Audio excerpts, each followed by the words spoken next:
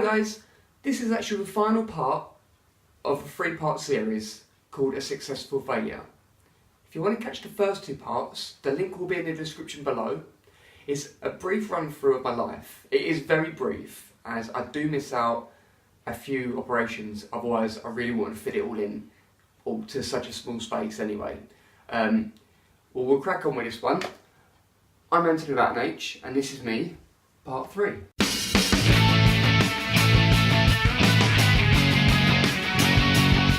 Starting from where I left off in the last one, I'm in college, but we'll skip through that because I had my operation on my knee, I recovered. It did take a few months, but I recovered.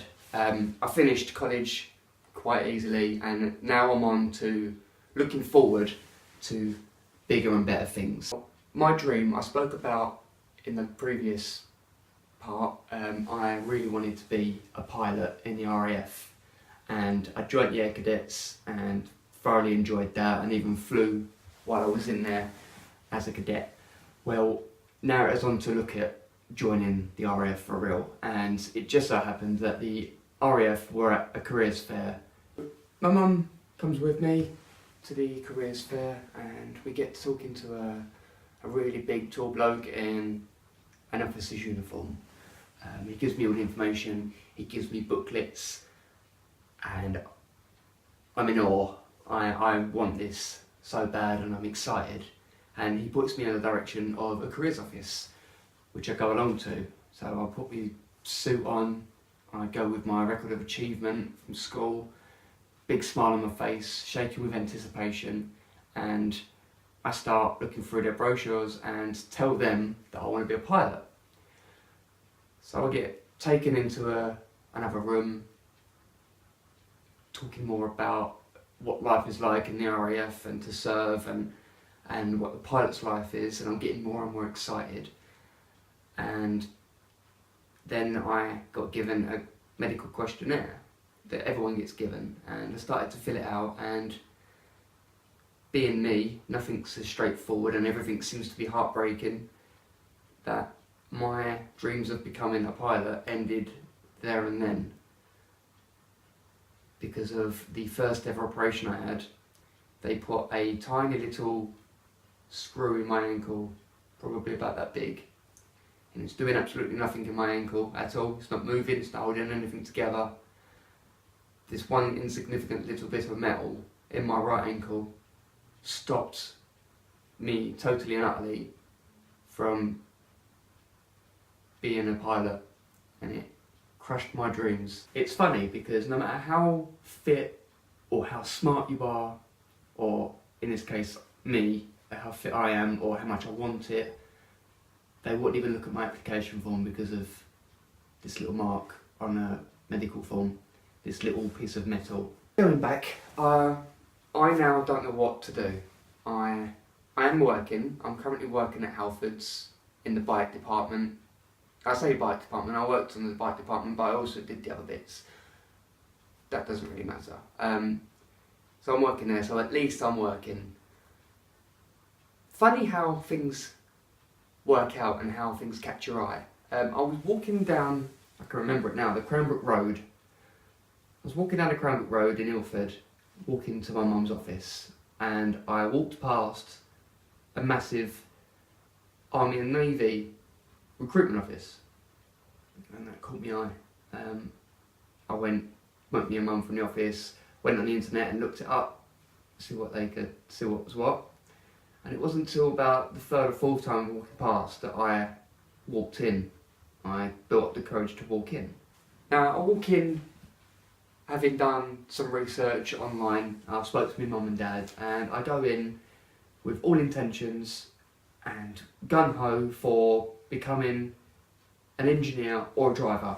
I've done it in school, I was good at engineering, I've got an engineering qualification from college, and why not? There's plenty of opportunities in the army to be an engineer of any sort, or a driver. I love to drive and I can fix the cars, so let's do that.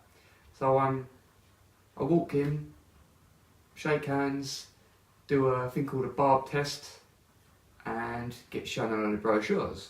To my mum and dad's delight, I walk in to the office, an engineer or a driver, and I walk out having done the tests, an infantry soldier, which they were shocked and taken back by, I can imagine. My mentality at the time was, if I'm going to do something, let's jump in with both feet and do it properly. So I do my tests, I fill out the medical questionnaire, I go off to a thing called selection. I get stopped and pulled back on the first attempt because a doctor heard a heart murmur, so I was sent off to waited 4 months for wait another 4 months for an appointment with a heart specialist for an ECG. Turns out to be nothing. It turned out to be an echo, or I must have had something fizzy before I'd done it. I went back the second time and passed. I'm still working at Halfords at the time, and it's Christmas. And we're at a Christmas meal, and I have half a beer with my meal, and I start feeling pains in my stomach. Really bad pains in my stomach. And towards the end of the meal, or at the end of the meal, everyone gets up because we're going out afterwards. I get up and end up collapsing down to my knees. And everyone, "Hey, he's had too much to drink, oh he's drunk already, oh I can't take him anywhere." I'm not a lightweight, I can have a drink. This was something else. I'm in pain and I'm not dizzy, but I'm feeling sick. So my mum come to pick me up. My mum and dad had friends around, so I get home and stupidly sat at the table talking with mum and dad and their friends and carried on drinking. The next morning I've still got pains, and my mum kept saying she knows what it was. Well, we go to the hospital and it is suspected appendicitis. I keep getting asked questions. Does my belly button hurt? Can I stand up straight? Have I eaten anything funny in the last 24 hours? Really weird questions. All the standard questions, but some weird ones. Well, my mum and dad get asked to leave the room as they need to check my prostate. No, God!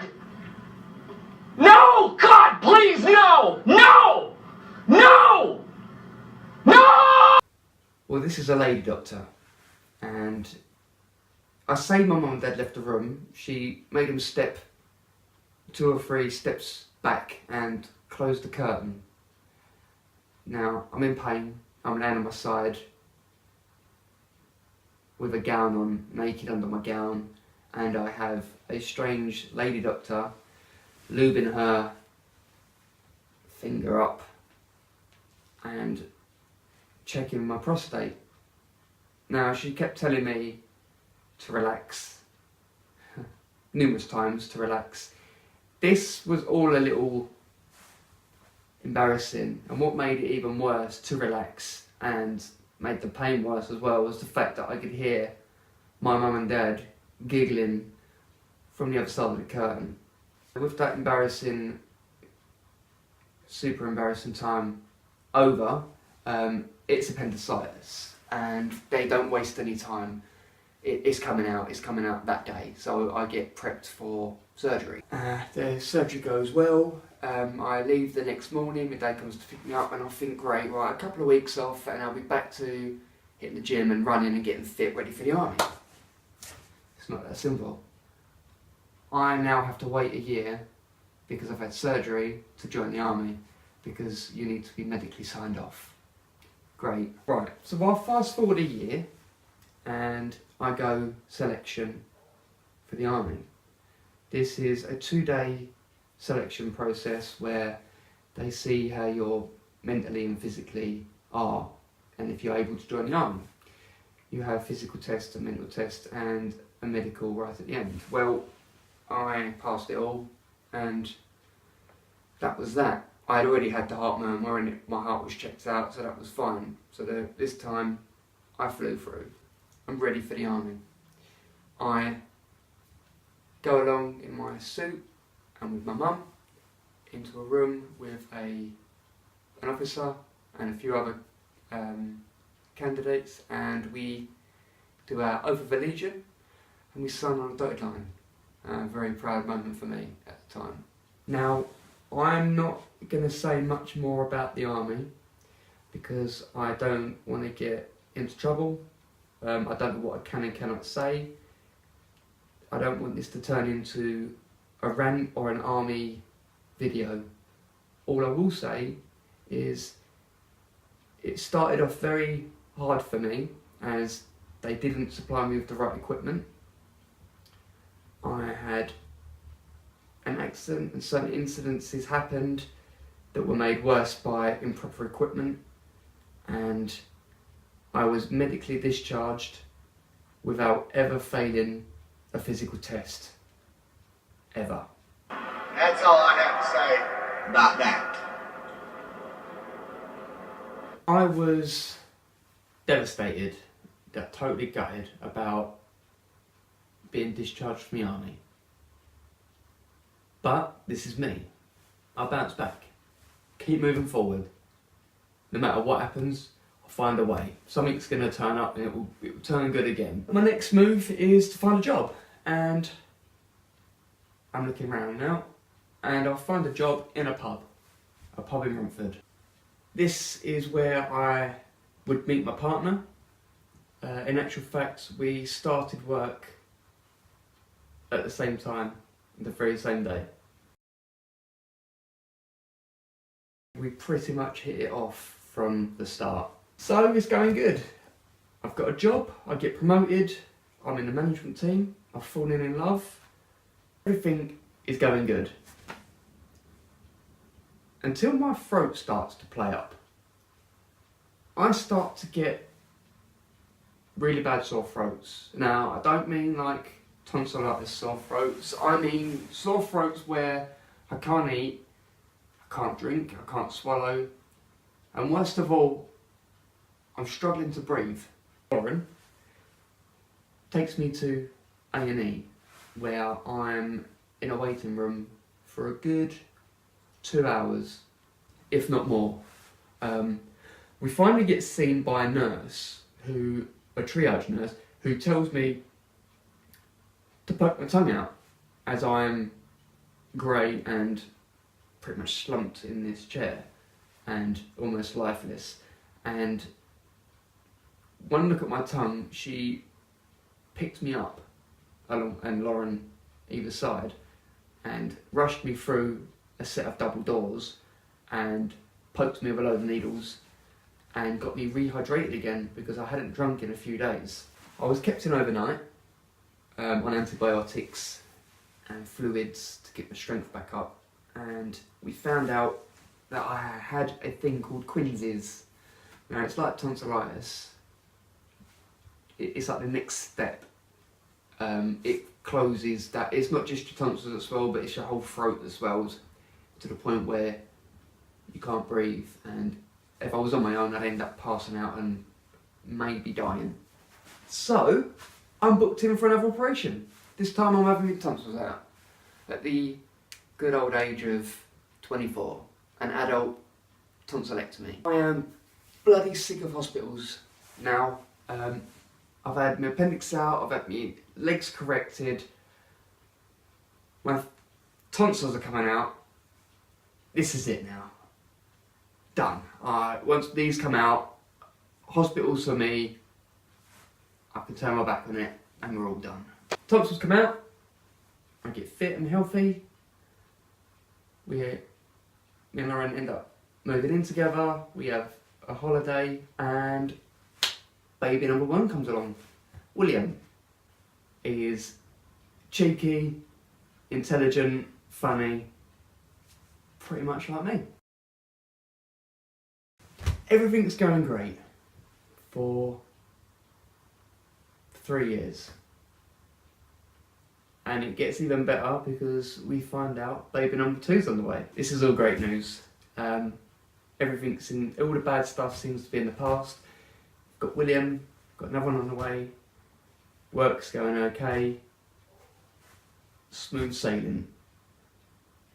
until I kick a rock in the sea. So I'm holding William on my hip and we're paddling, and I managed to get my foot forced under a rock that must have been shaped like that and it must have been correlated, because this rock penetrated my ankle, my right ankle, again my right ankle, but it penetrated straight through about 1/2 inch. So I'm heavily bleeding, blood is gushing out everywhere. I've still got William on my hip and I'm struggling to get to Lauren to take him off me and to help. I'm going to the hospital, they stitched me up, bandaged me up, bit of time off work, all should be good.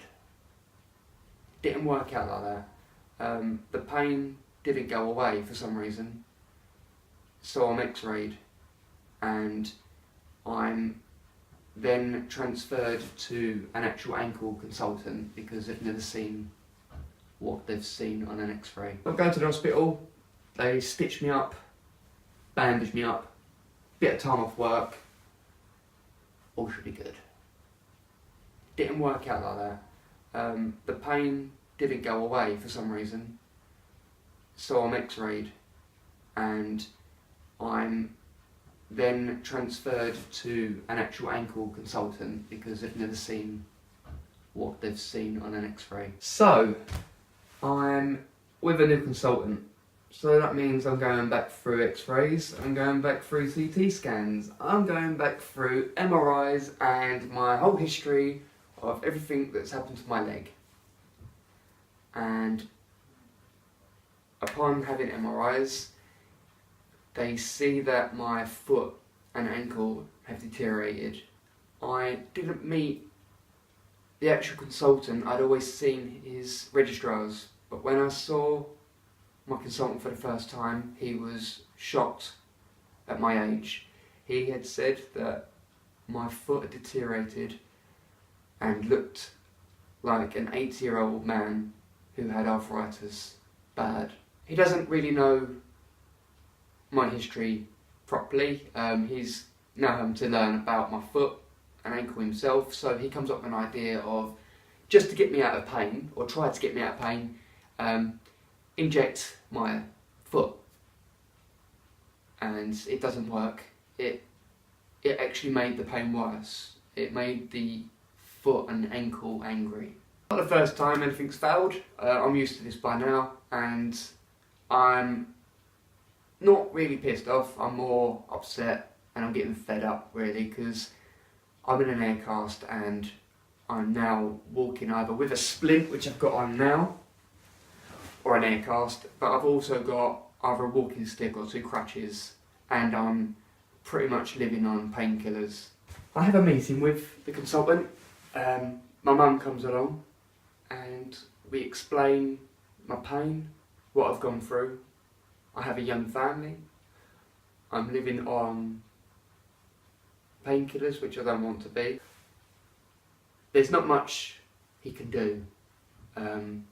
He could fuse my whole foot together, but he said within 5 years it'd all crumble and I'll be back to square one anyway. So that was really out of the question. So the only possible step that we have, that me and the consultant have agreed upon, and so has a psychiatrist and a rehab team and a second opinion, a below knee amputation of my right leg is the best thing to move forward.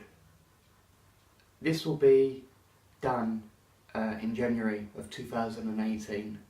Please subscribe and share this, and come and follow me on this new chapter or journey or challenge that I have coming next in my life. We all know goals and challenges. Some will be set for me and some I've set. So subscribe and come and watch me. I'm sure it'll be entertaining. There'll be laughter, I'm sure, and some tears and anger. But it should all be fun, and I'll make it in the end. Well, thanks for watching this series anyway. I called it a successful failure because if you watch it from the first to now, you will know I've had a lot of failures in my life, but I believe that the things I've actually done in my life, I class my life as quite a success. So that's where the successful failure bit comes in. I have to say a quick thanks to my mum and dad for all their help and support, not only as a child but now. My sisters, they've always been there as well. My partner Lauren, for giving me 2 beautiful kids, for raising them, helping me out, putting up with me. That's a hard thing to do. I also want to thank all the nurses from Grosvenor Ward in Whitechapel. They made my whole childhood bearable in a scary situation, and they made it fun. They are the unsung heroes of the medical world in my eyes, and they are truly brilliant. So I want to thank you. Like I've said before, please subscribe, like and share this. Leave a comment below, say hi if you've subscribed. There will be lots more videos to come. Keep an eye out for them. I don't know what's coming next, but there'll be one every week, if not more. So, until next time, take it easy.